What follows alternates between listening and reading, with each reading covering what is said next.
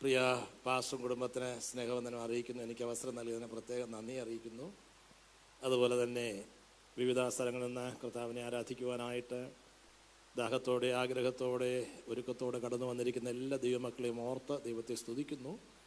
പല കാര്യങ്ങൾക്ക് വേണ്ടി നമുക്ക് പോകാമായിരുന്നുവെന്നാൽ കർത്താവിനെ സ്നേഹിക്കുന്നത് കൊണ്ട്, കർത്താവിനെ മാനിക്കുന്നത് കൊണ്ട്, കർത്താവിൻ്റെ മുഖമന്വേഷിക്കുവാനായിട്ട് നമ്മൾ ഒരുമിച്ച് വന്നിരിക്കുകയാണ്. പ്രത്യേകിച്ച് പുതുതായിട്ട് കടന്നു വന്നിരിക്കുന്ന പ്രിയപ്പെട്ടവർ, കുറച്ച് നാളുകൾ ഇവിടെ ഇല്ലാതിരുന്ന കടന്നു വന്നിരിക്കുന്ന പ്രിയപ്പെട്ടവർ എല്ലാവർക്കും സ്നേഹവന്ദനം അറിയിക്കുന്നു. നമ്മൾ ഈ ദിവസങ്ങളിൽ വളരെ പ്രധാനപ്പെട്ടതായ ചില വിഷയങ്ങളെക്കുറിച്ചാണ് ചിന്തിച്ചുകൊണ്ടിരിക്കുന്നത്. ഞാൻ ക്ലാസ് ശനിയാഴ്ച വെച്ചതുകൊണ്ട് ക്ലാസ് ടൈമിന് എടുക്കാം ഒന്ന് ഓർത്തിരിക്കുകയായിരുന്നു. എന്നൊരു പാസ്റ്റർ പറഞ്ഞു, ഞായറാഴ്ച പകലൂടെ എടുത്താൽ അത് കണ്ടിന്യൂസ് ആയിട്ട് അങ്ങ് പോയാൽ നല്ലതായിരിക്കും എന്ന് പറഞ്ഞു. എങ്കിലും ഒരു ക്ലാസ് മോഡലിൽ എടുക്കാനായിട്ട് ആഗ്രഹിക്കുന്നില്ല.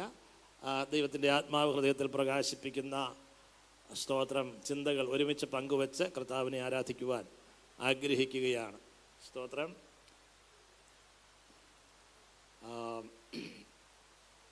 നമ്മൾ പാട്ട് പാടിയപ്പോൾ ശാലൻ രാജൻ വരുന്നൊരു ധ്വനികൾ ദേശമെങ്ങും മുഴങ്ങിടുന്നു എന്നൊരു പാട്ട് പാടി.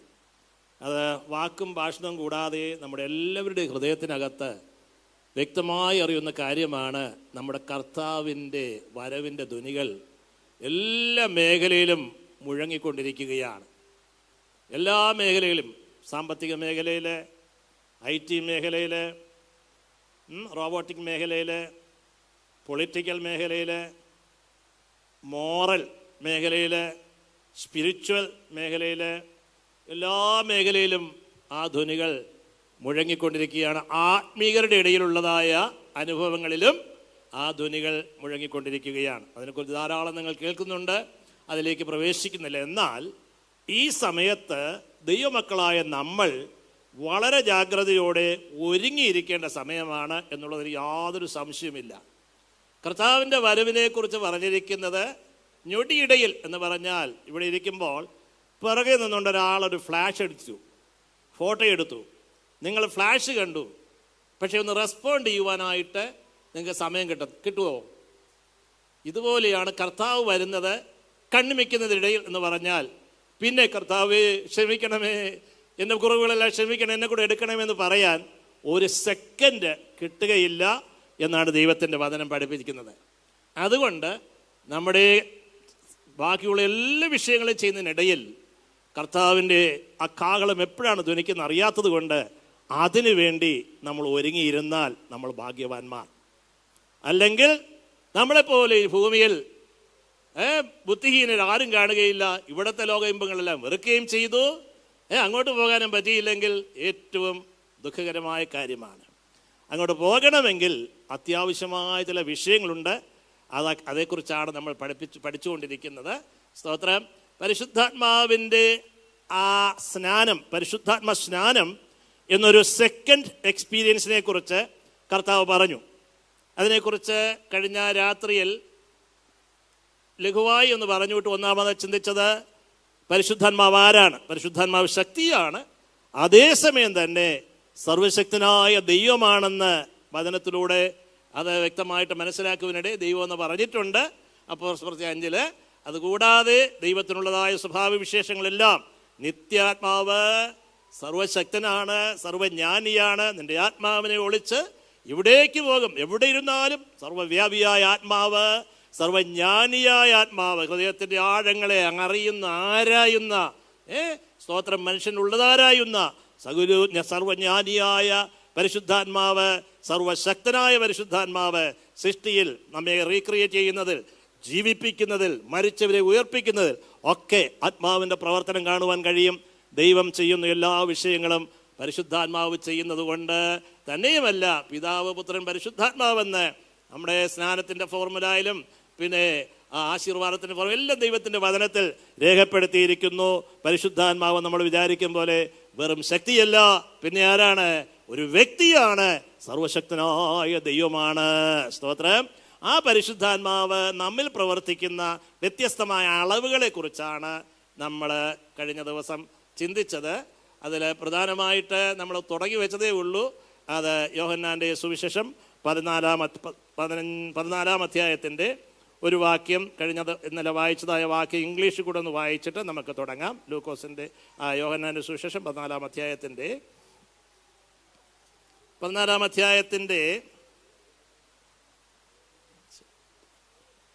16 മുതലുള്ള വാക്യം വായിച്ചു നോക്കിക്കേ. എന്നാൽ ഞാൻ പിതാവിനോട് ചോദിക്കും, അവൻ സത്യത്തിന്റെ ആത്മാവെന്ന മറ്റൊരു കാര്യസ്ഥനെ എന്നേക്കും നിങ്ങളോട് കൂടെ ഇരിക്കേണ്ടതിന് നിങ്ങൾക്ക് തരും. മതി.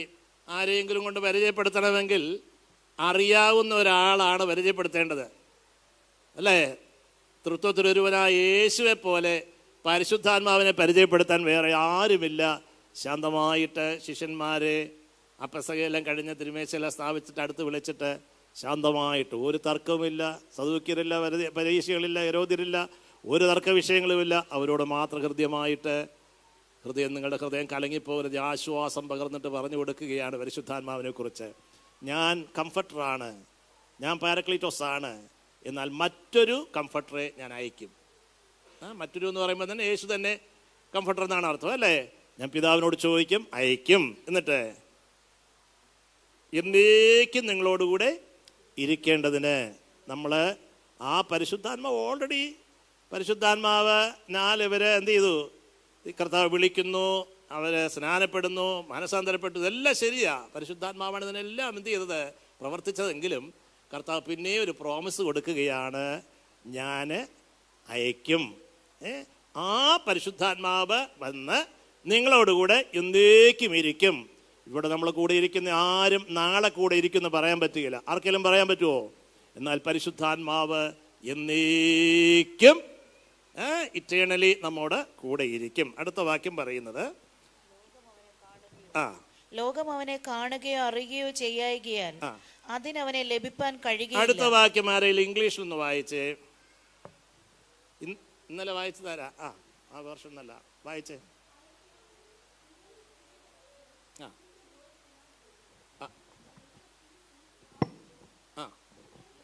You know him. വളരെ ശ്രദ്ധിക്കണം. For he dwells with you and will be in you. And will be in you. നിങ്ങൾക്ക് അതിന്റെ ഡിഫറൻസ് മനസ്സിലായോ? He is with you in present tense. നിങ്ങൾക്ക് അവനെ അറിയാം, കാരണം നിങ്ങളോട് കൂടെ അവനുണ്ട്. അതുകൊണ്ട് നിങ്ങൾക്കറിയാം ആരെയാ? പരിശുദ്ധാത്മാവിന്. ഓൾറെഡി ഉണ്ട്. അതേസമയം തന്നെ പിന്നെ ഒരു പ്രോമിസ് കൊടുക്കുകയാണ്, അത് ഫ്യൂച്ചർ ടെൻസിലാണ്. And he will be with you. മനസ്സിലായോ?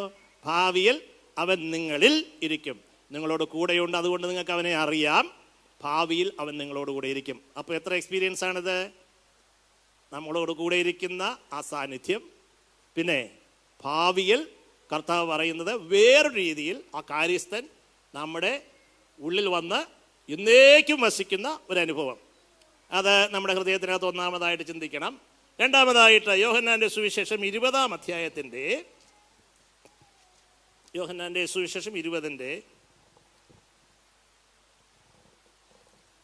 22-23 വായിച്ചാൽ മതി. യേശു ഉയർത്തെഴുന്നേറ്റ ആഴ്ചവട്ടത്തിന് 1-ാം നാള് എല്ലാവരും പേടിച്ച് മുറി അടച്ചിരിക്കുന്നതായ സമയത്ത് യേശുവിൻ്റെ അടുക്കൽ ചെന്ന് നിങ്ങൾക്ക് സമാധാനം എന്ന് പറയുന്നു. യേശുവിനെ കണ്ടതുകൊണ്ട് അവർ സന്തോഷിച്ചു. എന്നിട്ട് യേശു ചെയ്യുന്ന കാര്യമാണ്, നോക്കിക്കേ. ഇങ്ങനെ പറഞ്ഞ ശേഷം അവൻ അവരുടെ മേൽ ഊതി അവരോട്, പരിശുദ്ധാത്മാവിനെ കൈക്കൊള്ളുവീൻ. മതി. അവരുടെ മേൽ ഊതുമ്പോൾ വിൻഡാണ്, അല്ലെ? റൂയാണ്, അല്ലെങ്കിൽ ആത്മാവാണ്. അതാണ് സെയിം വേർഡാണ് റൂവ. ആ ഊതി എന്ത് ചെയ്യുകയാണ്? പരിശുദ്ധാത്മാവിനെ കൈക്കൊള്ളുവീനെന്ന് പറഞ്ഞു. എപ്പോഴാണ്? യേശു ഉയർത്തെഴുന്നേറ്റ ഉടനെ, അധികം താമസിയാതെ ചെയ്യുന്നു. എന്നാൽ യേശു സ്വർഗാരോഹണം ചെയ്യാൻ നേരത്താണ് പിന്നെ എന്ത് പറയുന്നത്? അടുത്ത 2 പേജ് എടുത്ത് മാറ്റി നോക്കി. അപ്പോസ്തലപ്രവൃത്തി 1 പേജ് മതി, അല്ലേ? അപ്പോസ്തലപ്രവൃത്തി 1:5 പറയുന്നുണ്ട്, യോഹന്നാൻ വെള്ളം കൊണ്ട് സ്നാനം കഴിപ്പിച്ചു, നിങ്ങൾക്കോ ഇനി ഏറെ നാൾ കഴിയും മുമ്പേ പരിശുദ്ധാത്മാവ് കൊണ്ട് സ്നാനം ലഭിക്കുമെന്ന് പറഞ്ഞു. അപ്പോൾ എത്ര എക്സ്പീരിയൻസ് ഉണ്ട് അവിടെ? എത്ര എക്സ്പീരിയൻസ് ഉണ്ട്? ലൂക്കോസ് 24:49 എൻ്റെ പിതാവ് വാഗ്ദത്തം ചെയ്തതിന്, ഈ വാക്കുകൾ മറന്നു പോകരുത്, നമ്മൾ വേറൊരു കാര്യം പറയാൻ പോവുകയാണ്. പിതാവിൻ്റെ വാഗ്ദത്തമാണ്. വാഗ്ദത്തം ചെയ്തതിനെ ഞാൻ നിങ്ങളുടെ മേൽ അയക്കും. നിങ്ങൾ എന്ത് ചെയ്യണം? നിങ്ങളോ ഉയരത്തിൽ നിന്ന് ശക്തി ധരിക്കുവോളം നഗരത്തിൽ യെരൂശലേം നഗരത്തിലെ പാർപ്പീൻ എന്നും അവരോട് പറഞ്ഞു. അപ്പോൾ പിതാവ് നൽകിയ വാഗ്ദത്തമാണ്. കർത്താവ് പറഞ്ഞു, ഈ ശക്തി ധരിക്കുവോളം, ഈ വാഗ്ദത്തം പ്രാപിക്കുവോളം നിങ്ങൾ എന്ത് ചെയ്യണം? വെയിറ്റ് ചെയ്യണം. അത് പ്രാപിച്ചിട്ട് വേണം ഭൂമിയുടെ അറ്റത്തോളം സാക്ഷികളാകേണ്ടത് എന്നാണ് ഇവിടെ പറഞ്ഞിരിക്കുന്നത്. ഞാൻ പറയാൻ വന്നത്, യേശു ഊതി പരിശുദ്ധാത്മാവിനെ കൈക്കൊള്ളുവീനെന്ന് പറഞ്ഞു. തന്നെയുമല്ല, നിങ്ങളോടുകൂടെ ആ ആത്മാവ് ഉണ്ട്, നിങ്ങൾക്ക് അറിയാം, പരിശുദ്ധാത്മാവിനെ നിങ്ങൾക്ക് അറിയാം, നിങ്ങളോട് കൂടെ ഉണ്ട് എന്ന് പറഞ്ഞു. എന്നിട്ടും വേറൊരു എക്സ്പീരിയൻസിന് വേണ്ടി കർത്താവ് പറയുകയാണ്. അത് പിന്നെ പോകാൻ നേരത്തും പറഞ്ഞു, ഒരു വാഗ്ദത്തം, ആ പിതാവിൻ്റെ വാഗ്ദത്തം നിങ്ങൾ പ്രാപിക്കണം. ആ സ്നാനം ലഭിക്കുവോളം നിങ്ങൾ നഗരത്തിൽ പാർക്കണമെന്നു പറഞ്ഞു. അപ്പോസ്തലപ്രവൃത്തി 2-ാം അധ്യായത്തിൽ ആരംഭം തൊട്ട് വായിക്കുമ്പോൾ അവർ ഇത് കേട്ട് 10 ദിവസം പ്രാർത്ഥിച്ചു.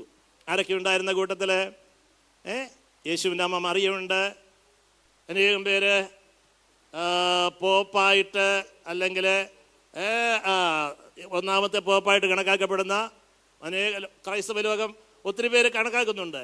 ബൈബിളില്ല. അതുപോലെ ആ പോപ്പായി കണക്കാക്കപ്പെടുന്ന പത്രോസ് അവിടെ ഇരുന്നു. പിന്നെ ഇന്ത്യയിലേക്ക് വന്ന് സുവിശേഷമായിട്ട് വന്ന തോമസ് അപ്പോസ്തലനുണ്ട്. ഇവരെല്ലാം കൂടെ ഇരിക്കുന്ന ആ മുറിയിൽ എന്ത് ചെയ്യുകയാണ്?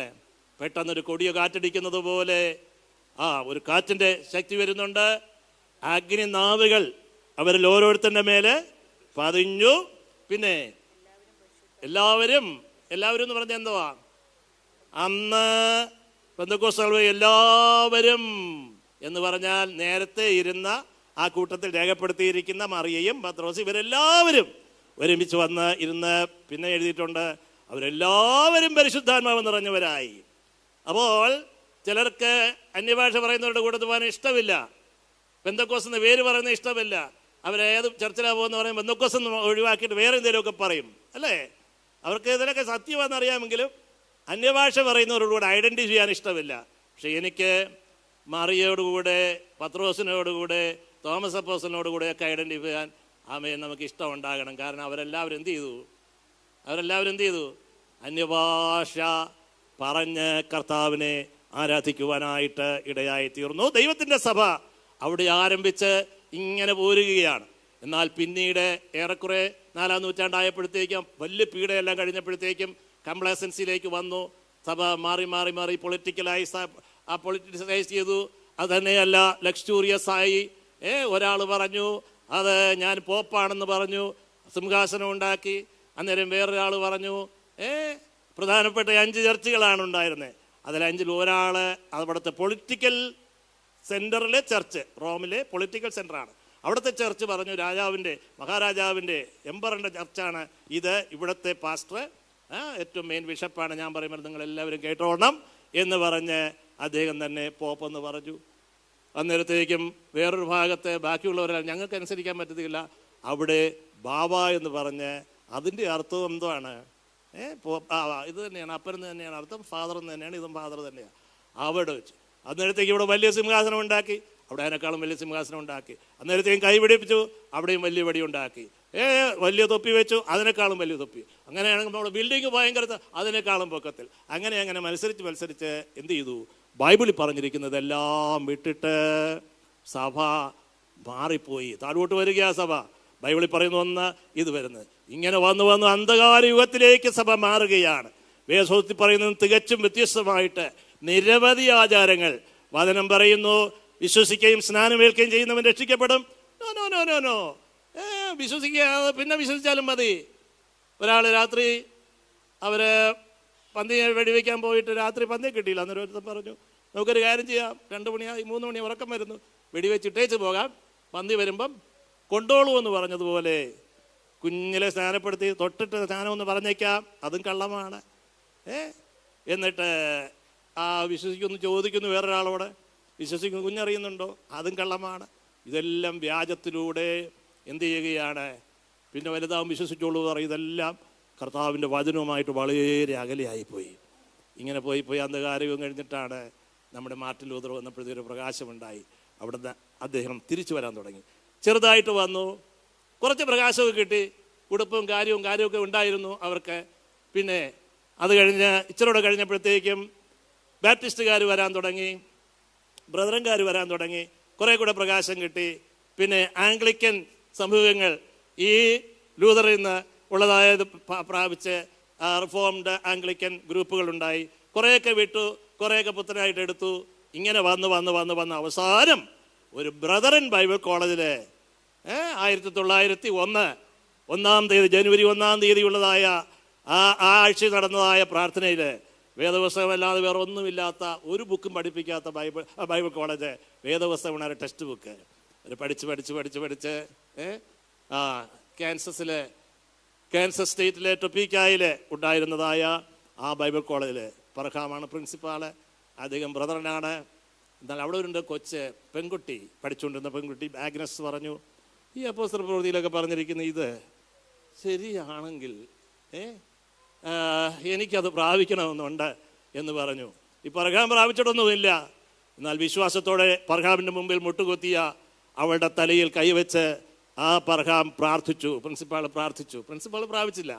അവൾ ഭയങ്കരത്തിൽ ആത്മാവിനാൽ നിറയപ്പെട്ടു. അഗ്നിയാണ്, അടുത്ത് നിന്നവരുടെ പേര് പകർന്നു, ഭയങ്കരത്തിൽ പകർന്ന് ആമേൻ സ്തോത്രം, ശക്തമായിട്ട് ആത്മാവിൻ്റെ അഗ്നി പകരപ്പെടുവാനിടയായി. അതിനു മുമ്പ് ഭാഗികമായിട്ട് ചാൾസ് വെസ്ലി, അതുപോലെ ഫിന്നി, മൂഡി, ഇവരൊക്കെ ഈ എക്സ്പീരിയൻസ് അനുഭവിച്ചിട്ടുണ്ട്.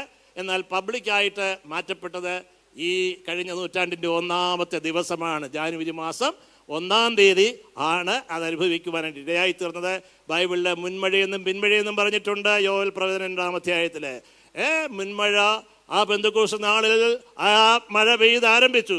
അവസാനമായിട്ട് എന്ത് ചെയ്യുകയാണ്? അന്ത്യനാളിൽ കർത്താവിൻ്റെ വരവിന് മുമ്പായിട്ട് പിന്മഴ തന്ന് കൃഷിയുടെ ഏറ്റവും അവസാനം ഒരു മഴയുണ്ട്, അത് പിന്മഴയാണ്. അത് ആരംഭിച്ചത് ജാനുവരി 1 തീയതി 2001 എല്ലാവരുടെയും ഹൃദയത്തിനകത്ത് പറഞ്ഞത് വിശ്വസിക്കുകയാണ്. അത് ശക്തമായിട്ട് വ്യാപിച്ചു. അവിടെ നിന്ന് ലോസ് ആഞ്ചലസിലെ അസുസ സ്ട്രീറ്റിലേക്ക് വന്നു. അതിനടുത്തുള്ള ഒരു വീട്ടിൽ വെച്ചാണ് തുടങ്ങിയത്. അവിടെ ബോണി സ്ട്രീറ്റിൽ അവിടെ വീട്ടിൽ വെച്ച് തുടങ്ങി. ഞാനവിടെ എല്ലാം പോയി വീഡിയോ എടുത്തിട്ടുണ്ട്, അത് എഡിറ്റ് ചെയ്ത് ശരിയാക്കി ഇറക്കണം ഇതിനെക്കുറിച്ച്. അവിടെ അവർക്ക് മുറ്റത്ത് പോലും ഇരിക്കാൻ വയ്യാതെ ആൾ വന്നപ്പോഴത്തേക്കും അസുസ സ്ട്രീറ്റ് വലിയ ഹോളിലേക്ക് മാറ്റി. അവിടെയാണ് ഭയങ്കര ഉണർവ് നടക്കുവാനിടയായിത്തീർന്നത്. വില്യം സീമൂർ എന്നൊരാൾ, ഒരു കറുത്തവർഗക്കാരൻ, അദ്ദേഹത്തിനെ ദൈവം നിറച്ചു. അദ്ദേഹത്തിലൂടെ ഭയങ്കര ശക്തമായ പ്രവർത്തനമുണ്ടായി. നമ്മുടെ നാട്ടിൽ നിന്ന് പണ്ഡിത രമാബായി അവിടെ പോയി അത് പ്രാപിക്കുവാൻ ഇടയായിത്തീർന്നു. അന്നേരം പ്രാപിച്ചില്ല, അത് കണ്ട് എക്സ്പീരിയൻസ് ചെയ്യാൻ ഇടയായി. തിരികെ വന്ന് അവരുടെ ആശ്രമത്തിൽ പൂനായ്ക്കടുത്ത ഗുരുഗാവിൽ അവിടെ തുടങ്ങിയതാണ് ഇന്ത്യയിലെ ആത്മപകർച്ചയുടെ ആരംഭം. ഞാനവിടെ നിർത്തട്ടെ, അതല്ലായിരുന്നു എൻ്റെ വിഷയം, അങ്ങ് വന്നതുകൊണ്ട് പറയുകയാണ്. അപ്പോൾ ഞാൻ പറഞ്ഞത്, ദൈവത്തിൻ്റെ വചനത്തിന് മാറ്റമില്ലാതെ വരികയാണ് 2000-ത്തിലധികം വർഷമായിട്ട്. എന്നാൽ വചനത്തിൽ നിന്നും മാറിപ്പോയത് കാലാകാലങ്ങളിലായിട്ട് ഘട്ടമായിട്ട് മടങ്ങി വചനത്തിലേക്ക് വന്നതാണ് പെന്തക്കോസ്ത് എന്ന് പറയുന്നത്. പെന്തക്കോസ്ത് നാളിൽ, പെന്തക്കോസ്ത് എന്ന് പറഞ്ഞാൽ ഉത്സവമാണ്, അത് പ്രധാനപ്പെട്ട ഒരു പഠനമാണ്. എന്നാൽ ആ ഉത്സവം കറക്റ്റ് യേശുവിൻ്റെ മരണവും ഉയർപ്പും എല്ലാമായിട്ട് ബന്ധപ്പെട്ട് കറക്റ്റായിട്ട് വരുന്നതാണ്. യേശുവിൻ്റെ മരണം, പെസഹയുടെ അതുമായിട്ട് ബന്ധപ്പെട്ട് അടുത്ത ഉത്സവം, അതിനടുത്ത് 50 ദിവസം 49 ദിവസം കഴിഞ്ഞ് 50-ാം ദിവസം പെന്തക്കോസ്ത്. അന്നാണ് എന്ത് ചെയ്തത്? പരിശുദ്ധാത്മാവ് ഇറങ്ങിയത്. അതുകൊണ്ടാണ് 50-ാം ദിവസം അർത്ഥത്തിൽ പെന്തക്കോസ്ത്. ഈ അനുഭവം പ്രാപിച്ചവരെല്ലാം അവർ വിളിച്ചതെല്ലാം മറ്റുള്ളവർ വിളിച്ച് പെന്തക്കോസ്തുകാരെന്ന് വിളിക്കുവാനായിട്ട് ഇടയായി തീർന്നു. ഈ അനുഭവത്തിലേക്ക് മടങ്ങി വരുവാൻ കർത്താവ് നമുക്ക് ഭാഗ്യം നൽകിയതിനായി ദൈവത്തെ മഹത്വപ്പെടുത്താം. ഹല്ലേലൂയ. എന്നാൽ ഇപ്പൊ കുഴപ്പമെന്ന് പറഞ്ഞു കഴിഞ്ഞാൽ, ഇതിങ്ങനെ മടങ്ങി വന്ന് കഴിഞ്ഞ് ഇത് കഴിഞ്ഞ് പിന്നെയും മുമ്പോട്ട് പോവുകയാണ്. അതിനെന്തോ പറയേണ്ടത്? അൾട്രാ പെന്തക്കോസ്ത എന്ന് പറഞ്ഞ് പിന്നെയും ബൈബിളിലില്ലാത്ത പല വിഷയങ്ങളെയും കയറ്റിക്കൊണ്ടുവന്ന് ഉപദേശങ്ങളും അതും ഇതുമൊക്കെ പറഞ്ഞ് ദൈവഭയം നഷ്ടപ്പെട്ട് ആമേൻ പെന്തക്കോസ്തിൻ്റെ പേരിൽ ഒത്തിരി കാര്യങ്ങൾ കാണുന്നുണ്ട്.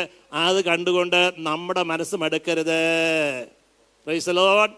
പിശാചിന് പല കാര്യങ്ങളും അത്ഭുതങ്ങളും ഒക്കെ ചെയ്യാൻ കഴിയും. ഇതെല്ലാം കണ്ടുകൊണ്ട് വചനത്തിൽ നിൽക്കുന്ന ദൈവമക്കളുടെ മനസ്സ് മടുക്കരുത്. വിശുദ്ധിയോടെ വേർപാടോടുകൂടെ ദൈവത്തിൻ്റെ വചനപ്രകാരം നമ്മൾ നിന്നാൽ ആമേൻ ഭയത്തോടെ നിന്നാൽ പരിശുദ്ധാത്മാവ് കളിക്കുവാനുള്ളതല്ല, നമ്മുടെ ഇഷ്ടപ്രകാരം നമ്മളെ സഹായിക്കാൻ വരുന്നതല്ല. ആമേൻ പരിശുദ്ധാത്മാവിനെ അനുസരിച്ച് നമ്മൾ നടക്കുവാനായിട്ട് ഏൽപ്പിച്ചു കൊടുത്താൽ ആമേൻ കർത്താവിൻ്റെ വരവിങ്കൽ ലജ്ജിക്കുവാനായിട്ട് ഇടയാകാതെ നിൽക്കുവാനായിട്ട് ഇടയായിത്തീരും. എൻ്റെ വിഷയത്തിലേക്ക് വളരെ വേഗത്തിൽ മടങ്ങി വരട്ടെ. ഞാൻ പറഞ്ഞുകൊണ്ടിരുന്നത്, നമുക്ക് രക്ഷിക്കപ്പെടുമ്പോൾ പരിശുദ്ധാത്മാവിനാലാണ് റീജനറേഷൻ നടക്കുന്നതെങ്കിലും അതിൽ നിന്നും വ്യത്യസ്തമായ ഒരു അനുഭവമാണ് ആത്മസ്നാനം എന്ന് പറയുന്നത്. എന്തിനു വേണ്ടിയാണ് ഞാൻ പറയുന്നത് ചോദിച്ചു കഴിഞ്ഞാൽ, അത് വേറൊരു അനുഭവമാണ്. അതെനിക്ക് വേണമെന്ന് നമുക്ക് ആഗ്രഹിക്കണം. എനിക്കിത് പ്രാപിച്ച ഞാൻ പരിശുദ്ധാത്മാവിൽ ഉണ്ടല്ലോ എന്ന് പറഞ്ഞ് നമുക്കിരിക്കാൻ പറ്റുകയില്ല. കാരണം കർത്താവിൻ്റെ ആമേൻ വാഗ്ദത്തം തന്നെയല്ല, പിന്നീട് അതൊരു കൽപ്പന പോലെ നമുക്ക് മനസ്സിലാക്കുവാനായിട്ട് കഴിയും. ഒഴിവാക്കാൻ പറ്റുന്നതായ ഒരു കാര്യമല്ല എന്നുള്ള കാര്യം ഞാൻ ഓർപ്പിക്കട്ടെ. നമുക്കൊരു വേദഭാഗം വളരെ വേഗത്തിൽ വായിക്കാം. ഒന്നാമത്തെ വേദഭാഗം എഫീസ് ലേഖനം 1-ാം അധ്യായത്തിൻ്റെ 14-ാം വാക്യം വായിച്ചു നോക്കിയേ. തന്റെ സ്വന്തം ജനത്തിന്റെ വീണ്ടെടുപ്പിന് വേണ്ടി തന്റെ ഒരു മഹത്വത്തിൽ കാര്യം ചെയ്യാം, 13 തൊട്ട് വായിച്ചേ.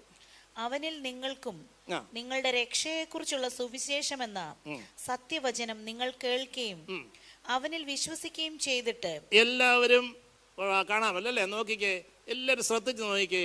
അവനിൽ നിങ്ങൾക്കും നിങ്ങളുടെ രക്ഷയെക്കുറിച്ചുള്ള സുവിശേഷം എന്ന സത്യവചനം നിങ്ങൾ കേൾക്കുകയും അവനിൽ വിശ്വസിക്കുകയും ചെയ്തിട്ട് എന്ന് പറഞ്ഞാൽ അതിൻ്റെ ശേഷം അടുത്ത് തന്റെ സ്വന്തം ജനത്തിന്റെ വീണ്ടെടുപ്പിന് വേണ്ടി തന്റെ മഹത്വത്തിന്റെ പുകഴ്ചയ്ക്കായിട്ട്. ശ്രദ്ധിക്കുന്നുണ്ടോ? സ്വന്തം ജനം നമ്മളാണ്. നമ്മൾ ഓൾറെഡി കേട്ടു, നമ്മൾ വിശ്വസിക്കുകയും ചെയ്തു. പക്ഷെ ഇനിയും നമ്മുടെ സ്വന്തം ജനത്തിൻ്റെ വീണ്ടെടുപ്പിന് വേണ്ടി, നമ്മുടെ ശരീരം വീണ്ടെടുക്കപ്പെടാൻ വേണ്ടി എന്ത് ചെയ്യണം? തന്റെ മഹത്വത്തിന്റെ പുകഴ്ചയ്ക്കായിട്ട് നമ്മുടെ അവകാശത്തിന്റെ അച്ചാരമായ കർത്താവിൻ്റെ മഹത്വത്തിന് ഒരു പുകഴ്ചയുണ്ടാകണം. അതിന് ആ മഹത്വം, ആ തേജസ്, ആ ഗ്ലോറി എന്ത് ചെയ്യണം? നമ്മുടെ ഹൃദയത്തിനകത്ത് എങ്ങനെയാണ്? നമ്മുടെ അവകാശത്തിൻ്റെ അച്ചാരമായ, നമുക്ക് ഭയങ്കര അവകാശമുണ്ട്. ദൈവത്തിൻ്റെ സന്നിധിയിലുള്ള ആ വലിയ തേജസ് നമ്മുടെ അവകാശമാണ്. ആ തേജസ്സിലുള്ളതായ സന്തോഷം നമ്മുടെ അവകാശമാണ്. ആ അവകാശത്തിൻ്റെ അച്ചാരമായിട്ട് എന്ത് ചെയ്യുകയാണ്? ഒരു സാധനം വാങ്ങിക്കുക, 1,00,000 രൂപ കൊടുത്താൽ വാങ്ങിക്കുന്നത് ഇപ്പം എന്ത് ചെയ്യുക? ഒരു 10,000 രൂപ 5,000 രൂപ ഇരിക്കട്ടെ എന്ന് പറയുന്ന അച്ചാരം കൊടുക്കുന്ന ആളല്ലേ? അല്ലേ? ഏണസ്റ്റ്. ഇതുപോലെ എന്താണ് നമുക്ക് അനുഭവിക്കുവാൻ പോകുന്ന ആ വലിയ അവകാശത്തിൻ്റെ അച്ചാരമായിട്ട് നമുക്ക് തന്നിരിക്കുന്ന എന്തുവാണ്? വാഗ്ദത്തത്തിൻ പരിശുദ്ധാത്മാവിനാൽ മുദ്രയിട്ടിരിക്കുന്നു. എന്താണ് ഈ വാഗ്ദത്തത്തിൻ പരിശുദ്ധാത്മാവ്? എന്താ ഈ വാഗ്ദത്തത്തിൻ പരിശുദ്ധാത്മാവ്? നമ്മളെ രക്ഷിക്കപ്പെട്ടപ്പോൾ പരിശുദ്ധാത്മാവ് പ്രവർത്തിച്ച് രക്ഷിക്കപ്പെട്ടതാണോ? നമ്മൾ നേരത്തെ വായിച്ചല്ലോ. ആ അനുഭവം പ്രാപിച്ചവരോടാണ് പറഞ്ഞത്, വാഗ്ദത്തം പിതാവിനോട് കേട്ട വാഗ്ദത്തത്തിനായിട്ട് എന്ത് ചെയ്യണം? കാത്തിരിക്കണം. അതാണ് വാഗ്ദത്തം. പറഞ്ഞ മനസ്സിലായോ? അപ്പോൾ വാഗ്ദത്തത്തിൻ്റെ പരിശുദ്ധാത്മാവ്. പിന്നെ പത്രോസും പറയുന്നുണ്ട് അല്ലേ? സ്തോത്രം. ഈ വാഗ്ദത്തം നിങ്ങൾക്കും നിങ്ങളുടെ മക്കൾക്കും ദൈവമായ കർത്താവ് വിളിച്ചു വരുത്തുന്ന ദൂരസ്ഥരായ അടുത്തെന്താ പറയുന്നത്? എന്താ പറയുന്നത്? ഏവർക്കുമുള്ളതല്ലോ. ദൈവത്തിൻ്റെ ആത്മാവ് വിളിച്ചു വരുത്തുന്ന, ആഫ്രിക്കയിലുള്ളവർക്കും ഏഷ്യയിലുള്ളവർക്കും കേരളത്തിലുള്ളവർക്കും ന്യൂസിലൻഡിലുള്ള എല്ലാവർക്കും ഉള്ളതല്ലോ. കർത്താവ് വിളിച്ചു വരുത്തുന്ന എല്ലാവർക്കുമുള്ളതാണ് ഈ വാഗ്ദത്തത്തിൻ്റെ പരിശുദ്ധാത്മാവ്. വ്യക്തമായിട്ട് മനസ്സിലായോ? ഈ വാഗ്ദത്തത്തിൻ്റെ പരിശുദ്ധാത്മാവ് എന്ന് പറയുന്നത് നമ്മളെ റീജനറേറ്റ് ചെയ്യുന്ന ആത്മാവിൻ്റെ അളവല്ല. ഇതെല്ലാം പരിശുദ്ധാത്മാവ് ഒന്നാണെങ്കിലും അതിൻ്റെ അളവല്ല, വേറൊരളവിൽ വന്നിട്ട് നമുക്ക് അച്ചാരമായിട്ട് തന്നിരിക്കുകയാണ്. എന്നിട്ട് എന്തിരിക്കുകയാണ്? അച്ചാരമായ വാഗ്ദത്തൻ പരിശുദ്ധാത്മാവിനാൽ മുദ്രയിട്ടിരിക്കുന്നു, ഒരു സീൽ ചെയ്തിരിക്കുകയാണ്. പണ്ട് റാന്നിയിൽ നിന്നൊക്കെ കൂപ്പിലെ തേക്ക് തടിയൊക്കെ വെട്ടി ലോറിയൊക്കെ ഒത്തിരി പ്രചാരമാകുന്നതിന് മുമ്പേ ചെയ്യുന്നത് ആരെയെ കൊണ്ട് പിടിപ്പിച്ച് മണിമലയാറ്റിൽ കൊണ്ട് അല്ലെങ്കിൽ പമ്പയാറ്റിൽ കൊണ്ട് ഇടും. ആ ഇടുമ്പോഴത്തേക്കും ഓരോ കമ്പനിക്കാർ ഇങ്ങനെ ഇടുകയാണ്. അത് കൊണ്ടുവന്ന് പുളിക്കീഴ് പിടിക്കും, അല്ലെങ്കിൽ തിരുവല്ല എടപ്പൊടിയാടിയുടെ ഒക്കെ അപ്പുറത്ത് പുളിക്കീഴ് കടവിൽ പിടിക്കും. അവിടെ നിന്ന് പിന്നെ ഓരോ സ്ഥലത്തേക്ക് കൊണ്ടുപോകും. അവിടെ മില്ലുണ്ട്, പല പരിപാടികളുണ്ട്. ഇത് ഇത്രയും ദൂരം ഇങ്ങനെ വെള്ളത്തിൽ കൂടെ ഒഴുകി വരും. അന്നേരം ഇവിടെ വരുമ്പോഴത്തേക്കും എൻ്റെ കമ്പനിക്കാരുടെ തടിയും പാസ്റ്റർ കമ്പനിക്കാരുടെ തടിയും തിരിച്ചറിയാൻ പറ്റത്തില്ല. എല്ലാവരും ഇങ്ങനെ ഇടുകയാണ്, ആറ്റിൽ കൂടെ ഒഴുകുകയാണ്. അന്നേരം എന്ത് ചെയ്യുന്നറിയാമോ? എൻ്റെ കമ്പനിയിലെല്ലാം BJC എന്നടിക്കും, അല്ലെങ്കിൽ KMS എന്നടിക്കും. അല്ലേ, നിങ്ങൾ കണ്ടിട്ടുണ്ടോ? അതിലൊരു ചെറിയതൊക്കെ ഉണ്ടാക്കി അതിൽ അടിച്ചു വെച്ചിരിക്കുന്ന കളറൊക്കെ അടിക്കുന്നത്, അല്ലെങ്കിൽ സീലടിക്കുന്നത്. ഈ സീലടിച്ച് കഴിഞ്ഞിട്ട് എൻ്റെ എല്ലാം കൂടെ അവിടെ ചെല്ലുമ്പം ഞാനിങ്ങ് എടുക്കും. പറഞ്ഞ മനസ്സിലായോ? ഇതേപോലെ വാഗ്ദത്തത്തിൻ പരിശുദ്ധാത്മാവിനാലാണ് നമ്മുടെ വീണ്ടെടുപ്പ് നാള്. വീണ്ടെടുപ്പ് നാൾ എന്നാ? നമ്മുടെ ഈ ശരീരം, നമ്മുടെ ആത്മാവ് വീണ്ടെടുക്കപ്പെട്ടു, പക്ഷേ നമ്മുടെ സോളും ബോഡിയും വീണ്ടെടുക്കപ്പെട്ടിട്ടില്ല. സോള് വീണ്ടെടുക്കപ്പെടാത്തത് കൊണ്ടാണ് സോളിനകത്ത് ഒത്തിരി അശുദ്ധ ചിന്തകളും മറ്റു പരിപാടികളും പരീക്ഷകളും ഒക്കെ ഉള്ളത്. അത് വീണ്ടെടുക്കപ്പെട്ടിട്ടില്ല. എന്നാൽ ആത്മാവിനാൽ സ്വാധീനിക്കപ്പെടുമ്പോൾ ആത്മാവിൻ്റെ കീഴിൽ നിൽക്കും. അല്ലേ? ബോഡിയാൽ സ്വാധീനിക്കപ്പെടുമ്പോൾ ബോഡിയുടെ ആഗ്രഹങ്ങൾ. ബോഡിയും വീണ്ടെടുക്കപ്പെടും. നമുക്ക് ഇപ്പോഴും വേദനയുണ്ട്, കഷ്ടമുണ്ട്, പ്രയാസമുണ്ട്, രോഗമുണ്ട്. എന്നാൽ ഒരു ദിവസം നമ്മുടെ സോളും അല്ലെങ്കിൽ നമ്മുടെ മനസ്സ് എല്ലാം ഉൾപ്പെടുന്നതായ മനസ്സാക്ഷി, വികാര വിചാരങ്ങൾ ഇതെല്ലാം ഉൾപ്പെടുന്ന ആ സോളും നമ്മുടെ ഈ ശരീരവും എന്ത് ചെയ്യും? വീണ്ടെടുക്കപ്പെടും. അതിനുവേണ്ടിയാണ് നമ്മൾ കാത്തിരിക്കുന്നത്. വീണ്ടെടുപ്പിന് നാളുണ്ട്. ആ വീണ്ടെടുപ്പിന് നാളിന് വേണ്ടി മുദ്രയിട്ടിരിക്കുന്നത്, സീല് വെച്ചിരിക്കുന്നത് ഒരച്ചാരം തന്നിട്ടാണ്. അതിൻ്റെ അച്ചാരമാണ് സ്വർഗീയമായ തേജസ്, മഹിമ, സന്തോഷം. അതിൻ്റെ ഒരു ചെറിയ അംശം ഇവിടെ വച്ച് ഈ ആത്മാവിനെ പ്രാപിക്കുമ്പം നമുക്കുണ്ടാകുന്നു ആ മഹാസന്തോഷം. പ്രയാസങ്ങളും പ്രശ്നങ്ങളും ഒക്കെ ഉണ്ടെങ്കിലും ആ പരിശുദ്ധാത്മ സ്നാനം പ്രാപിച്ചവർക്കറിയാം, എത്ര വിഷയമുണ്ടെങ്കിലും മുറിക്കകത്ത് കയറി മുട്ടുമടക്കി 5 മിനിറ്റ് ആത്മാവിൽ പ്രാർത്ഥിക്കുമ്പോൾ ഒരു പ്രത്യേക ശക്തി വ്യാപരിക്കും. എന്ത് ചെയ്യുകയാണ്? ആ ഭാരങ്ങളെല്ലാം മാറിയിട്ട് അകത്ത് ആത്മാവിൻ്റെ അഗ്നി കത്തുന്ന നമുക്ക് മനസ്സിലാകും. ആ തേജസ് വരെ നമുക്ക് മനസ്സിലാകും. സ്തോത്രം. അതെന്താണ്? വലിയ തേജസ് വരാൻ പോകുന്നതിൻ്റെ ഒരു ചെറിയ അംശമാണ്. കഴിഞ്ഞ ആഴ്ച പറഞ്ഞതുപോലെ blessed assurance, Jesus is mine. Oh what a foretaste of glory divine. ആ ഡിവൈൻ ഗ്ലോറിയുടെ ഒരു ചെറിയ ഫോർടേസ്റ്റാണ്. നമ്മുടെ കറി ഉണ്ടാക്കി ആദ്യം ടേസ്റ്റ് ചെയ്യുന്നത് പോലെ ചെറിയ ഫോർടേസ്റ്റാണ്. ഇവിടെ വന്ന് ആരാധിക്കും. ഇന്ന് രാവിലെയുള്ള ആരാധനയിൽ എത്ര സന്തോഷമായിരുന്നു. ആമേൻ. ആത്മനിറവിൽ ആരാധിക്കുമ്പോൾ, പരിശുദ്ധാത്മാവിൻ്റെ ആ സ്നാനം പ്രാപിച്ചിട്ട് ആരാധിക്കുമ്പോൾ ഭയങ്കര സന്തോഷമാണ്. സ്തോത്രം. അത് ഏറ്റവും പ്രധാനപ്പെട്ടതായ കാര്യമാണ്. ഈ വാക്യം നല്ലപോലെ നമ്മുടെ മനസ്സിനകത്ത് പതിഞ്ഞിരിക്കണം. 2 കൊരിന്ത്യർ 1:22 കൂടെ വേഗത്തിൽ വായിച്ച്. 2 കൊരിന്ത്യർ 1:22. 2 കൊരിന്ത്യർ 1:22. യഹൂദ്യയിലെ ക്രിസ്തു സഭകൾക്കോ 2 കൊരിന്ത്യർ 1:20.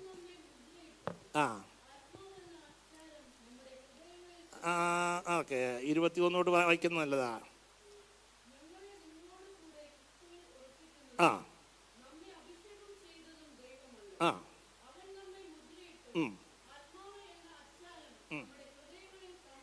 നോക്കിക്കേ, ആത്മാവ് എന്ന അച്ചാരം അവിടെയും പറഞ്ഞിരിക്കുന്നത് ഇങ്ങനെ മുദ്രയിട്ട് നമ്മുടെ ഹൃദയങ്ങളിൽ തന്നിരിക്കുകയാണ്. അപ്പം ആ മുദ്ര നമ്മൾ പ്രാപിക്കുക എന്നുള്ളത് ഏറ്റവും പ്രധാനപ്പെട്ടതായ കാര്യമാണ്. ഏറ്റവും പ്രധാനപ്പെട്ട കാര്യമാണ്. എങ്ങനെ നമുക്ക് പ്രാപിക്കാനായിട്ട് സാധിക്കും? ആദ്യം നമുക്ക് ഇത് ആവശ്യമാണെന്നുള്ള ചിന്ത ഉണ്ടാകണം. രണ്ടാമത് അടങ്ങാത്ത ആഴമായ ദാഹമുണ്ടാകണം. അതിനെക്കുറിച്ച് പഠിക്കണം, ചിന്തിക്കണം. അങ്ങനെയുള്ള പുസ്തകങ്ങൾ വായിക്കണം. രാവിലെ തൊട്ട് വൈകുന്നേരം വരെ ലോകത്തിൽ നടക്കുന്ന എല്ലാ സംഭവങ്ങളുടേതായ റീൽസ് കണ്ടുകൊണ്ടിരിക്കാതെ അത് മാറ്റി വെച്ചിട്ട് ദൈവത്തിൽ ഇരിക്കുവാനും പ്രാർത്ഥിപ്പാനും കാത്തിരിക്കാനും നമുക്ക് മനസ്സുണ്ടാകണം. നമ്മുടെ ഹൃദയം ദൈവാത്മാവ് ഇറങ്ങി വസിക്കുവാൻ തക്കൊണ്ട് ഒരുക്കപ്പെട്ട് കൊടുക്കണം. പരിശുദ്ധാത്മാവിനെ കളിപ്പിക്കാനായിട്ട് പാടില്ല. പ്രാവ് വളർത്തിയിരുന്ന ഒരു മനുഷ്യൻ താൻ പ്രാവിനെ ഇങ്ങനെ ആഹാരം വെച്ചുകൊണ്ട് വിളിച്ചു. പ്രാവ് അടുത്ത് വന്നപ്പോഴത്തേക്കും അടച്ചു കളഞ്ഞു. പ്രാവ് ദുഃഖിച്ചു പോയി. രണ്ടാമത് പിന്നെയും തുറന്നു വെച്ചിട്ട് വിളിച്ചു. അടുത്ത് വന്നപ്പോൾ പിന്നെയും അടച്ചു കളഞ്ഞു. അത് പിന്നെയും ദുഃഖിച്ചു പോയി. മൂന്നാമതും ഇതേപോലെ തുറന്നു കാണിച്ചു. അടുത്ത് വന്നപ്പോഴത്തേക്ക് അടച്ചു കളഞ്ഞു. പ്രാവ് അതുവഴി ജനൽ വഴി അങ്ങ് ഇറങ്ങിപ്പോയി. ഒരിക്കലും തിരികെ വന്നിട്ടില്ല. പരിശുദ്ധാത്മാവിനെ നമ്മൾ ദുഃഖിപ്പിക്കരുത്. കാക്കേ കൂടെ ഇവിടെ എന്ന് ചോദിച്ചിട്ട് തട്ടിപ്പറിച്ചതുപോലെ പിശാച് നമ്മുടെ ഹൃദയത്തിൽ തട്ടിപ്പറിച്ചുകൊണ്ട് പോകാനായിട്ട് ഇടയാകരുത്. സ്തോത്രം. ആത്മാവിനെ പ്രാപിച്ചവർ ജാഗ്രതയോടെ അതിനെ സംരക്ഷിക്കണം. ആത്മാവ് നമ്മുടെ ഹൃദയത്തിൽ വന്ന് മുട്ടുമ്പോൾ എന്ത് ചെയ്യണം? ആമേൻ, സ്തോത്രം. ഇന്നലെ ഇലസ്ട്രേഷനിലൂടെ കാണിച്ചു പാസ്റ്റർ, ഒരു വ്യക്തി നമ്മുടെ ഹൃദയത്തിലേക്ക് വന്ന് കയറുന്നതാണ് ആത്മസ്നാനം എന്ന് പറയുന്നത്. സ്തോത്രം. പരിശുദ്ധാത്മാവ് നമ്മൾ വന്നിട്ട് നമ്മെ ശുശ്രൂഷയ്ക്ക് വേണ്ടി, പ്രാർത്ഥനയ്ക്ക് വേണ്ടി, നമുക്ക് പ്രാർത്ഥിക്കണമെന്ന് അറിയത്തില്ല, നമ്മൾ ആത്മാവിൽ നിറഞ്ഞിട്ട് ഞരങ്ങിയാൽ മതി. നമ്മുടെ ഓരോ ഞരക്കങ്ങളും ദൈവസന്നെ പ്രാർത്ഥനയായിട്ട് മാറ്റപ്പെടുകയാണ്. നമുക്കറിയാത്തത് കൊണ്ട് നമ്മൾ ഇരുന്നു കൊണ്ട് പ്രാർത്ഥിക്കേണ്ടത് എന്തെന്ന് നമുക്കറിയത്തില്ലല്ലോ. ആത്മാവ് നമുക്ക് വേണ്ടി എന്ത് ചെയ്യുക? പ്രാർത്ഥിച്ചുകൊണ്ടിരിക്കും. നമ്മൾ ഉറങ്ങുമ്പോഴും ആത്മാവിനെന്ന് പ്രാർത്ഥിച്ചുകൊണ്ടിരിക്കും. സ്തോത്രം. അപ്പോൾ ആത്മീയ ശുശ്രൂഷയ്ക്ക് വേണ്ടിയുള്ളതായ അവിടെയാണ് നമുക്ക് കൃപാവരങ്ങൾ ആത്മാവ് വന്നിട്ട് നമുക്ക് പകർന്നു തരുന്നത്. സ്തോത്രം. അല്ലാത്ത നാച്ചുറൽ എബിലിറ്റീസ് ഉണ്ട്, ടാലൻസ് ഉണ്ട്. നാച്ചുറൽ എബിലിറ്റീസ് ഉണ്ട്, ടാലൻസ് ഉണ്ട്, പിന്നെ വരങ്ങളുണ്ട്. ആ വരങ്ങൾ നമുക്ക് എല്ലാവർക്കും ഉണ്ട്. വരമില്ലാത്ത ഒരു മനുഷ്യനുമില്ല. നമുക്ക് വരത്തിൻ്റെ ക്ലാസ് എടുക്കുമ്പോഴത്തേക്ക് നമുക്കത് പറയാം. ആത്മീക വരങ്ങൾ എന്ന് പറയുന്ന ഒരു ഭാഗമുണ്ട്. അത് പരിശുദ്ധാത്മാവ് നമ്മുടെ ഹൃദയത്തിനകത്ത് വന്ന് വസിക്കുമ്പോഴാണത് വെളിപ്പെടാനായിട്ട് ഇടയായിത്തീരുന്നത്. അത് അവിടെ നിർത്തുകയാണ്. അപ്പോൾ പരിശുദ്ധാത്മാവ് ഈ സ്നാനം എന്ന് പറയുന്ന, ആത്മസ്നാനം എന്ന് പറയുന്നത് സെക്കൻഡ് എക്സ്പീരിയൻസ് ആണെന്നുള്ളതിന് ഒന്ന് രണ്ട് കാര്യങ്ങളൂടെ പറഞ്ഞിട്ട് വളരെ വേഗത്തിൽ, ഇപ്പം സമയം അത് കഴിക്കുന്നുണ്ടല്ലോ, ഓക്കെ, വളരെ വേഗത്തിൽ കടന്നു പോകാം. സ്തോത്രം. നമ്മൾ അപ്പോസ്തലർ 19-ാം അധ്യായം പഠിക്കുമ്പോൾ കുറച്ച് ശിഷ്യന്മാരെ കാണുകയാണ്. അവർ യോഹന്നാൻ്റെ സ്ഥാനം എടുത്തവരാണ്. അവരോട് ചോദിക്കുന്നൊരു കാര്യമുണ്ട്. നിങ്ങൾ വിശ്വസിച്ചിട്ട് പരിശുദ്ധാത്മാവിനെ പ്രാപിച്ചു. 19-ന്റെ 2-ാം വാക്യമാണെന്ന് തോന്നുന്നു. നിങ്ങൾ വിശ്വസിച്ചിട്ട് പരിശുദ്ധാത്മാവിനെ പ്രാപിച്ചു. എഫെസോസ് സഭയിൽ, എഫെസോസ് പട്ടണത്തിൽ ആ ഭക്തന്മാർ അന്യോന്യം കാണുമ്പോൾ ചോദിക്കുന്നെന്തുവാ? നിങ്ങൾ ആദ്യം ചോദിച്ചതാ, നിങ്ങൾ വിശ്വസിച്ചിട്ട് പരിശുദ്ധാത്മാവിനെ പ്രാപിച്ചു. നമ്മളെന്തോ ചോദിക്കുന്നത്? അവിടെയൊക്കെ കാലാവസ്ഥ എന്തുകൊണ്ട്, അല്ല അതെങ്ങനെയുണ്ട് ഇതെങ്ങനെയുണ്ട്, അവർ ചോദിക്കുന്നത് എന്തുവാ? ഒന്നാം എടുത്ത വായിൽ ചോദിക്കുക, നിങ്ങൾ വിശ്വസിച്ചിട്ട് പരിശുദ്ധാത്മാവ്. അപ്പം വിശ്വസിക്കുന്നത് എങ്ങനെയാ? ആത്മാവ് വേണം അല്ലേ? ആത്മാവ് അല്ലേ പാവബോധം വരുത്തേണ്ടത്. ആ പാവബോധം വരുത്തി വിശ്വസിച്ചിട്ട് പരിശുദ്ധാത്മാവിനെ പ്രാപിച്ചു. അയ്യോ, പരിശുദ്ധാത്മാവ് ഉണ്ടെന്ന് പോലും കേട്ടില്ല. അപ്പം മനസ്സിലായ സ്നാനം. അന്നേരം അവിടെ യേശുവിൻ്റെ നാമത്തിൽ സ്നാനമേറ്റെന്ന് എഴുതിയിട്ടുണ്ട്. അതുകൊണ്ട് യേശു നാമക്കാരെ അത് വളരെ പൊക്കി പിടിക്കും. അന്ന് യോഹന്നാൻ്റെ സ്നാനമുണ്ട്, യേശുവിൻ്റെ സ്നാനമുണ്ട്. യേശുവിൻ്റെ നാമത്തിൽ ആ സ്നാനപ്പെടുത്താനായിട്ട് പറഞ്ഞ ഒറ്റ ഭാഗമേ ഉള്ളൂ. അതെവിടെയാണെന്നറിയാമോ? സ്നാനപ്പെടുത്താൻ പറഞ്ഞിരിക്കുന്ന ഒരു ഭാഗം യേശുവാണ് പറഞ്ഞത്. അവിടുത്തെ ഫോർമുല പിതാവിൻ്റെയും പുത്രൻ്റെയും പരിശുദ്ധാത്മാവിൻ്റെ നാമത്തിൽ. ബാക്കിയെല്ലാം സ്നാനമേറ്റു എന്നേ ഉള്ളൂ. അവിടെ ചിലയിടത്തൊക്കെ യേശു എന്ന് മാത്രമേ എഴുതിയിട്ടുള്ളൂ. അത് യേശുവിൻ നാമത്തിലുള്ള സ്നാനം എന്ന് പറഞ്ഞാൽ യേശു നൽകിയ ഫോർമുല അനുസരിച്ചുള്ള സ്നാനം എന്ന് മാത്രമേ ഉള്ളൂ. സോ അത് ഇവിടെ വന്നതുകൊണ്ട് ഞാൻ പറയുകയാണ്. അപ്പോൾ അവിടെ നമുക്ക് കാണുവാൻ സാധിക്കുന്നത് രണ്ടും രണ്ട് എക്സ്പീരിയൻസ് ആണ്. നിങ്ങൾ വിശ്വസിച്ചു, പരിശുദ്ധാത്മാവിനെ പ്രാപിച്ചു, അല്ലേ? അപ്പോൾ ഇത് ഏറ്റവും പ്രധാനപ്പെട്ടതായ കാര്യമാണ്. വേറെ നിരവധി വിഷയങ്ങളുണ്ട്. എന്നാൽ ഒരു സ്റ്റഡി പോലെ അങ്ങ് പോകാതിരിക്കേണ്ടതിനും സമയം പോയതുകൊണ്ടും ഞാൻ അവിടെ നിർത്തുകയാണ്. ഇത്രയും നമ്മൾ മനസ്സിലാക്കുക. എന്താണ്? അതുപോലെ ശമരിയ വിശ്വാസി അവർ വിശ്വസിച്ചു. പക്ഷേ ഫിലിപ്പോസ് പ്രസംഗി വിശ്വസിച്ചു 8-ാം അധ്യായത്തിൽ. പിന്നെ പത്രോസിനെ വിളിച്ചുകൊണ്ട് കൈവച്ചപ്പോഴാണ് എന്ത് ചെയ്യുന്നത്? അഭിഷേകം അവരുടെ മേൽ വരുന്നത്. പൗലോസ്, ശൗല് ആ ദമസ്കോസിലുള്ള പടിവാതിക്കൽ വെച്ച് താഴെ വീണിട്ട് കർത്താവിന് വേണ്ടി ഹൃദയം കൊടുത്തു. What is that you want me to do എന്നൊക്കെ ചോദിക്കുന്നുണ്ട്. അവൻ അവിടെ വെച്ച് ആ രക്ഷയുടെ അനുഭവം പ്രാപിച്ച പ്രകാശം അവൻ്റെ കണ്ണിലും അവൻ്റെ ചുറ്റും മുഴുവൻ മിന്നി. അവൻ പൂർണ്ണമായിട്ടും കർത്താവിന് വേണ്ടി ഏൽപ്പിച്ചു കൊടുത്തു. 4 പിന്നീട് ആരെ കൊണ്ടുവന്നു? അനന്യാസ് വന്ന് അന്നേരമാണ് ആത്മപൂർണ്ണരായത്. ഇത് രണ്ടും രണ്ട് എക്സ്പീരിയൻസ് ആണ്. പറഞ്ഞ് മനസ്സിലായോ? അതുകൊണ്ട് ഞാൻ രക്ഷിക്കപ്പെട്ടോ പരിശുദ്ധാത്മാവ് ലഭിച്ചു അത് മാത്രം മതി എന്ന് പറഞ്ഞിരിക്കാതെ ദൈവത്തിൻ്റെ വചനത്തിൽ പറഞ്ഞിരിക്കുന്നത് എല്ലാവർക്കും അടിവരയിടണം. എല്ലാവർക്കും, എനിക്കും വേണ്ടിയുള്ളതാണ് ഈ ആത്മാവിൻ്റെ സ്നാനം, ഈ വാഗ്ദത്തം. ആ വാഗ്ദത്തം മറ്റൊന്നും വ്യത്യസ്തമാണ് എന്നുള്ള ചിന്ത നമ്മുടെ ഹൃദയത്തിനകത്തുണ്ടാകും. വളരെ ദാഹത്തോടെ നമ്മൾ ഇരിക്കണം. ഏറ്റവും പ്രധാനപ്പെട്ട കാര്യമാണ് ആർട്ടിക് റീജിയനിലേക്ക് ഐസ് ഉള്ളതായ സ്ഥലത്തിൻ്റെ അടുത്തുള്ള ഒരു ഒരു ഒരു ഒരു ഒരു ദ്വീപിലേക്ക്, അവിടെയുള്ളൊരു ചെറിയ പട്ടണമുണ്ട്. അവിടേക്ക് യൂറോപ്പിൻ്റെ മെയിൻ ലാൻഡിൽ നിന്നും കടന്നു പോയ ഒരു കപ്പൽ അന്ന് പണ്ട് 1700-കളിൽ നടന്ന സംഭവമാണ്. ആ കപ്പലിൽ പോകാനായിട്ട് കപ്പൽ ആരംഭിക്കുന്നതായ സമയത്ത്, കപ്പലിൻ്റെ അത് വിടാറാവുന്ന സമയത്ത് പ്രധാനപ്പെട്ട ചില ആൾക്കാർ വന്നു. അവർക്ക് ഒത്തിരി സാധനമുണ്ട്, ഡിഗ്നിറ്ററീസ് ആണ്. അപ്പോൾ ഈ സാധനമെല്ലാം കൂടെ ആ വെയിറ്റ് ഇപ്പോഴത്തെ അവസ്ഥയിൽ താങ്ങാൻ പറ്റത്തില്ല. അവസാനം ഇത് കൊണ്ടുപോയേ പറ്റുകയുള്ളൂ, അവരെ കൊണ്ടുപോയേ പറ്റുകയുള്ളൂ, സാധനം കൊണ്ടുപോയിട്ടുള്ളൂ. അവസാനമായിട്ട് തീരുമാനമെടുത്തു, അതിനകത്തുനിന്ന് കുറേ സാധനം തിരിച്ചിറക്കുക. അവർ നോക്കിയപ്പോൾ ആൾക്കാരുടെ സാധനം ഒന്നും ഇറക്കാൻ പറ്റുകയില്ല. പിന്നെ നോക്കിയപ്പോഴേ ആ വഴിക്ക് വേണ്ടിയുള്ള കോള്, ആ കൽക്കരി ഇട്ടിരിക്കുന്നതായ വലിയ റൂമിൽ നിന്ന് ഒത്തിരി കൽക്കരി അവർ പുറത്തിറക്കിയിട്ടു. കാരണം വേറെ ഒന്നും ഇറക്കാനില്ല. കൽക്കരി ഇറക്കിയിട്ടിട്ട് ഈ സാധനമെല്ലാം കയറ്റി വെച്ചു. സംഭവിച്ചെന്താണെന്നറിയാമോ? ആ തണുപ്പുള്ള സ്ഥലത്തേക്ക് ചെന്നപ്പോഴത്തേക്കും അവർ പ്രതീക്ഷിച്ചതിനേക്കാളും ഒത്തിരി തീ അവിടെ വേണം, എങ്കിലേ തണുപ്പ് പോകാൻ പറ്റത്തുള്ളൂ. കുറേ കഴിഞ്ഞു. അന്നത്തെ കാലത്ത് പോലെ ബോർഡൊന്നുമില്ല. കുറേ സമയം കൂടെ കഴിഞ്ഞു. തണുപ്പുള്ള സ്ഥലങ്ങളിലേക്ക് വന്നു. കൽക്കരി തീർന്നു. സാധനം ഇരിപ്പുണ്ട്, വിലയേറിയ സാധനങ്ങളുണ്ട്, പക്ഷെ കൽക്കരിയില്ല. അവസാനം ആ കപ്പലിൽ പോയി എല്ലാവരും മഞ്ഞിൽ ഉറഞ്ഞ് മരിച്ചുപോയി. ഞാൻ പറയുന്നത് മനസ്സിലാകുന്നുണ്ടോ? നമ്മളേക്കകത്ത് എല്ലാം ഉണ്ട്, ഇന്ധനമില്ലെങ്കിൽ നാണം കെട്ടുപോകും. ബാങ്ക് ബാലൻസ് ഉണ്ടോ, വീടുണ്ടോ, മക്കളുണ്ടോ, എല്ലാം ഉണ്ട്. പക്ഷേ സ്തോത്രം, അവിടെ ചെല്ലാൻ വേണ്ടിയ സാധനം അതൊന്നും അല്ല. പരിശുദ്ധാത്മാവിൻ്റെ ആ സ്നാനം പ്രാപിച്ച് ആത്മനിറവ് ജീവിച്ചാൽ, വീണ്ടെടുപ്പ് നാളിനായി മുദ്രയിട്ടിരിക്കുന്ന അനുഭവം ഉണ്ടെങ്കിൽ, ആ നിറവിൽ ജീവിച്ചാൽ, പരിശുദ്ധാത്മാവിനെ അനുസരിച്ച് ജീവിച്ചാൽ, ഇവിടെ ഉള്ളതെല്ലാം അല്പം കഴിയുമ്പോൾ മാറിപ്പോകും. കാണുന്നതെല്ലാം 10 വർഷം കഴിയുമ്പോൾ ഇതുപോലെ ഒന്നും ഇരിക്കുകയില്ല.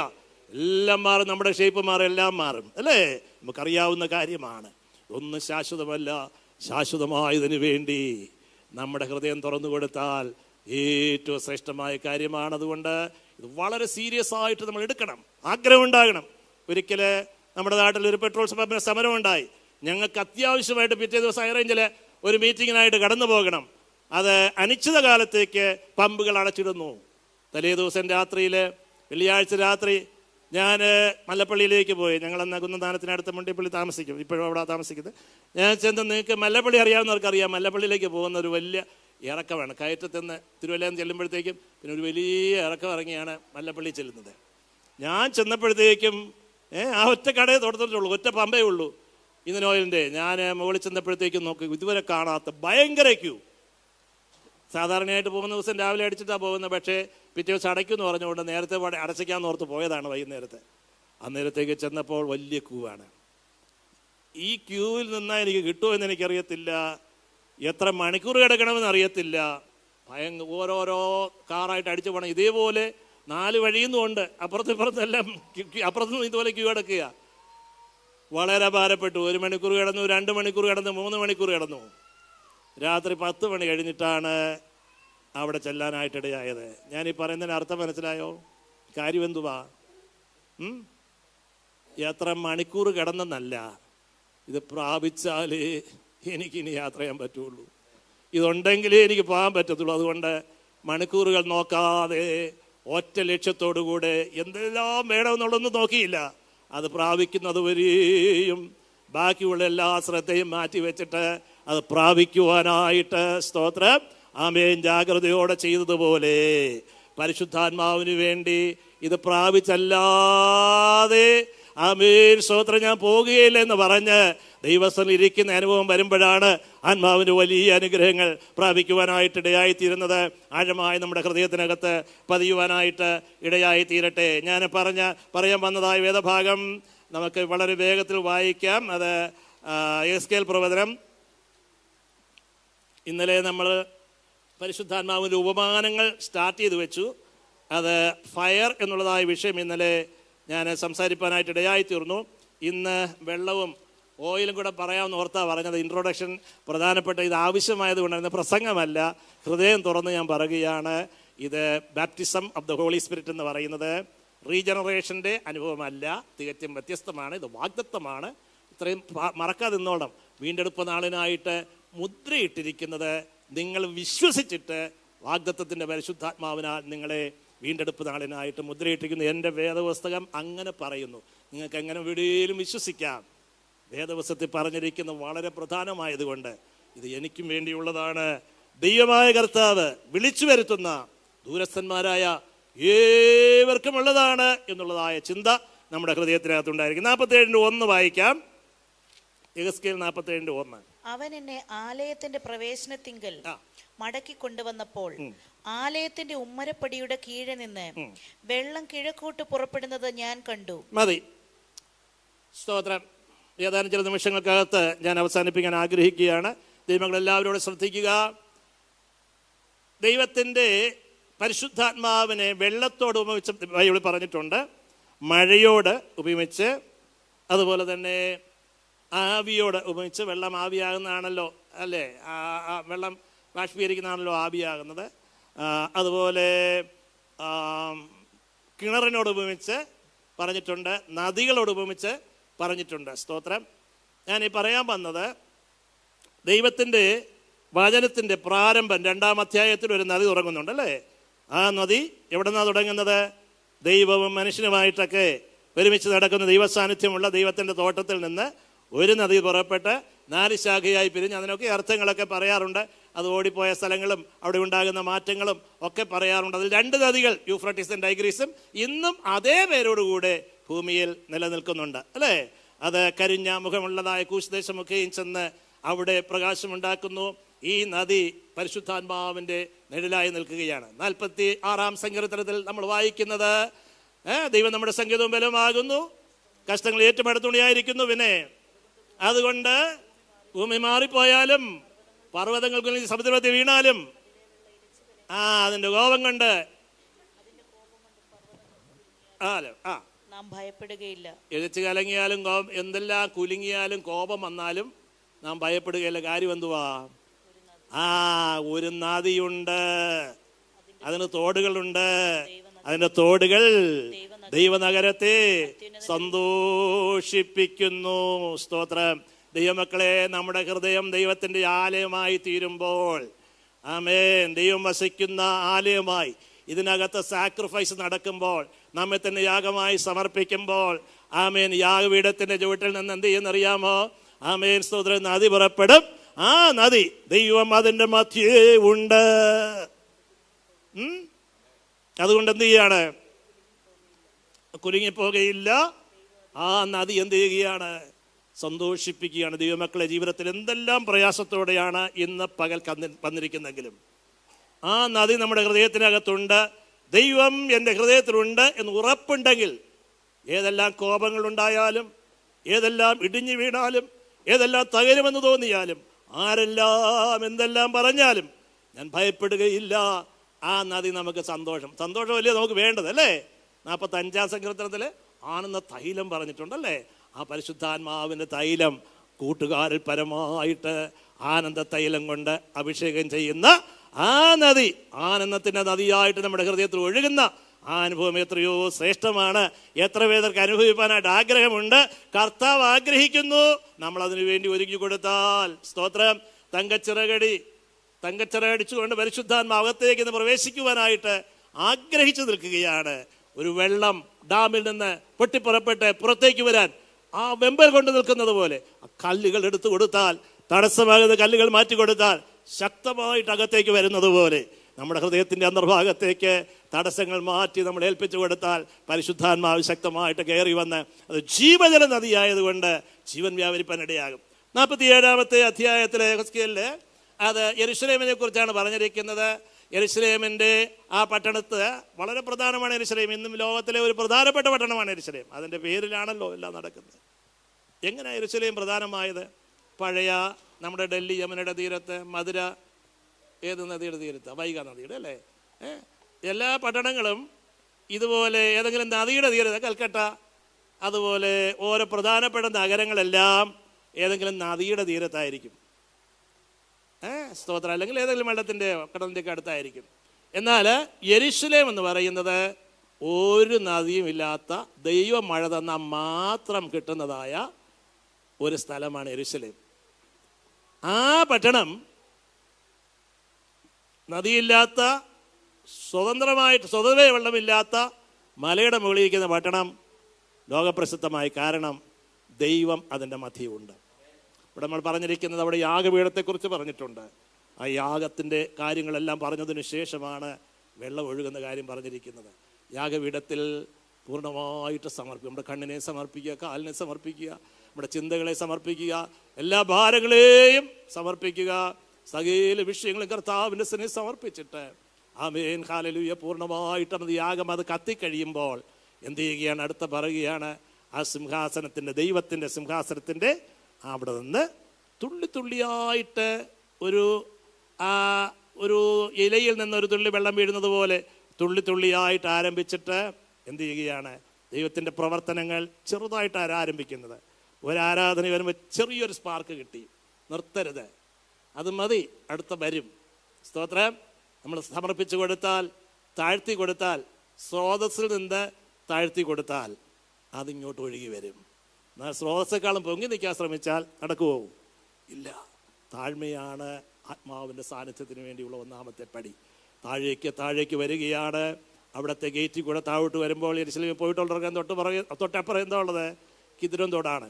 അതിലൂടെ വന്നിട്ട് അതിലൂടെ ഒഴുകി മലകൾ ചുറ്റി ഒഴുകി അരാബ നദിയിൽ ചെന്ന് അരാബിയയിലേക്ക് ചെല്ലുന്നു. അരാബ എന്ന് പറയുന്നത് അറേബ്യയുടെ വേറൊരു പദമാണ്. ശൂന്യമായി കിടക്കുന്ന ആ ചാവുകടലിലേക്ക് ചെല്ലുകയാണ്.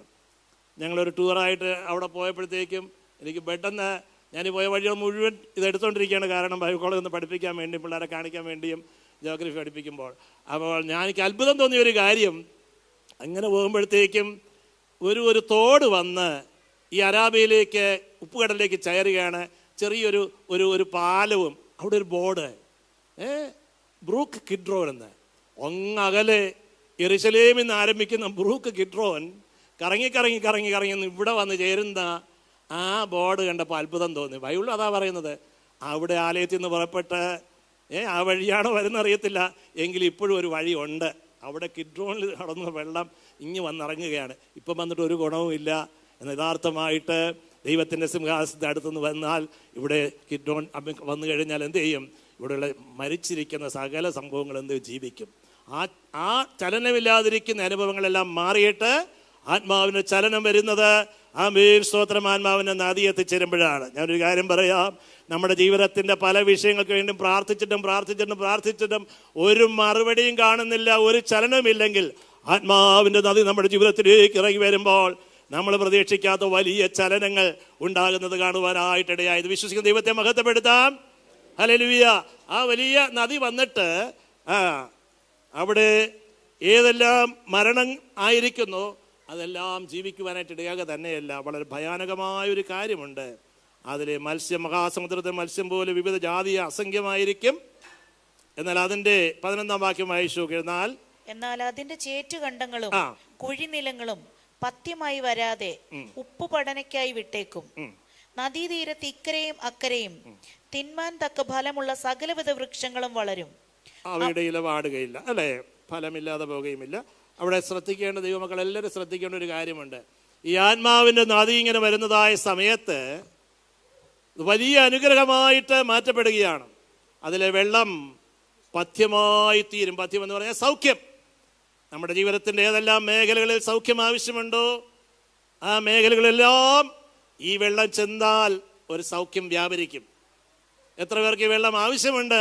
അതിന് നമുക്ക് ദാഹം ഉണ്ടാകണം. ദൈവം ചുമ്മാ തന്നാ തരട്ടെ എന്നല്ല, ഇതെനിക്ക് ആവശ്യമാണെന്നുള്ള ബോധത്തോടുകൂടെ കണ്ണുനീരോടെ ഇരിക്കുവാനും പ്രാർത്ഥിക്കുവാനും നമുക്ക് മനസ്സുണ്ടെങ്കിൽ, ദാഹിക്കുവാൻ മനസ്സുണ്ടെങ്കിൽ നിശ്ചയമായും കർത്താവ് പകർന്നു തരും. എന്നാൽ വളരെ അത്ഭുതങ്ങൾ, വളരെ മത്സ്യമുണ്ടാകും, ചലിക്കുന്ന സകല പ്രാണികളും ജീവിച്ചിരിക്കും എന്നെല്ലാം പറഞ്ഞിട്ട് പറയുകയാണ്. എന്തുവാണ്? എന്നാൽ അതിലെ ചേറ്റുകണ്ടങ്ങളുണ്ട്. ഇത്രയും ഭയങ്കര അനുഗ്രഹങ്ങൾ നടക്കുമ്പോഴും ചേറ്റുകണ്ടങ്ങളുണ്ട്. അത് ഈ ചേറ്റുകണ്ടത്തിനകത്തോട്ട് ഈ വെള്ളം ഫ്രീ ആയിട്ടൊന്നും ഒഴുകി കയറാൻ സമ്മതിക്കുന്നില്ല. അതിനകത്ത് ചേറ് നിറഞ്ഞ് കിടക്കുകയാണ്. അത് ഈ വെള്ളം കയറാൻ സമ്മതിച്ചാത്ത ചേറ്റുകണ്ടങ്ങളും കുഴിനിലങ്ങളും ഉണ്ട്. അത് വെള്ളം അങ്ങോട്ട് എത്തിച്ചേരാൻ പറ്റാത്തതാ മാറിക്കിടക്കുന്നതായ കുഴിനിലങ്ങൾ. അവിടെ എന്തോ പറഞ്ഞിരിക്കുന്നത്? അത് കുഴിനിലങ്ങളും പഥ്യമായി വരാതെ ഉപ്പ് പഠനയ്ക്കായിട്ട് വിട്ടേക്കും. സ്തോത്രം. നമുക്കാർക്കും അനുഭവം ഉണ്ടാകരുത്. സ്തോത്രം. പഥ്യമായി തീരുന്നതായ അനുഭവത്തിലേക്ക് ആ വെള്ളം എൻ്റെ ജീവിതത്തിലേക്ക് ഒഴുകി വരണമേ എന്നുള്ള ആഗ്രഹമുണ്ടെങ്കിൽ അത് വരാൻ വേണ്ടി നമ്മൾ ഏൽപ്പിച്ചു കൊടുത്താൽ എത്ര വലിയ പ്രശ്നമാണെങ്കിലും അതെല്ലാം പഥ്യമായി വരുമെന്ന് ദൈവത്തിൻ്റെ ആത്മാവ് ഓർപ്പിക്കുകയാണ്. സ്തോത്രം. ഹല്ലേലൂയ. അത് നമുക്ക് എല്ലാവർക്കും അറിയാവുന്ന വിഷയം, ഒത്തിരി കേട്ടിട്ടുള്ള വിഷയമാണ്, അതിലേക്ക് പ്രവേശിക്കുന്ന സമയമില്ല. നോക്കിക്കേ, അതല്പമേ ആദ്യം വരത്തുള്ളായിരിക്കാം. മുട്ടോളമായി എന്ത് ചെയ്യാണ്? നരിയാണോളമായി, മുട്ടോളമായി, അരിയോളമായിട്ട് നീന്തിട്ടല്ലാതെ കിടപ്പാൻ വയ്യ. എന്തുമാത്രം ഇറങ്ങുന്നുവോ അതിനനുസരിച്ചാണ് ഇത് ആഴമുണ്ടാകുന്നത്. എന്തുമാത്രം പ്രാർത്ഥിക്കുന്നുവോ, എന്തുമാത്രം ആഗ്രഹിക്കുന്നുവോ അതിനനുസരിച്ച് ആത്മാവിൻ്റെ പ്രവർത്തനം വലിയ അനുഭവങ്ങളിലേക്ക്, ആഴങ്ങളിലേക്ക് ഇറക്കും. ദൈവത്തിൻ്റെ നദിയിൽ വെള്ളം നിറഞ്ഞിരിക്കുന്നു എന്ന് 66-ാം സംഘത്തിൽ വായിക്കുകയാണ്. കർത്താവിൻ്റെ സന്നിധിയിൽ കുറവില്ല, നിറഞ്ഞിരിക്കുന്നു. നമുക്ക് ആഗ്രഹമുണ്ടെങ്കിൽ നമ്മെ നിറയ്ക്കുവാൻ തക്കവണ്ണം കർത്താവ് മതിയായവനായ ദൈവമാണ്. ഈ ആരംഭത്തിൽ തുടങ്ങിയിട്ട് 22-ാം അധ്യായം വെളിപ്പാട് പുസ്തകം വരെയും ഈ നദി ഇങ്ങനെ ഒഴുകുകയാണ്. ഈ സഭായുഗത്തിലും ഒഴുകിക്കൊണ്ടിരിക്കുകയാണ്.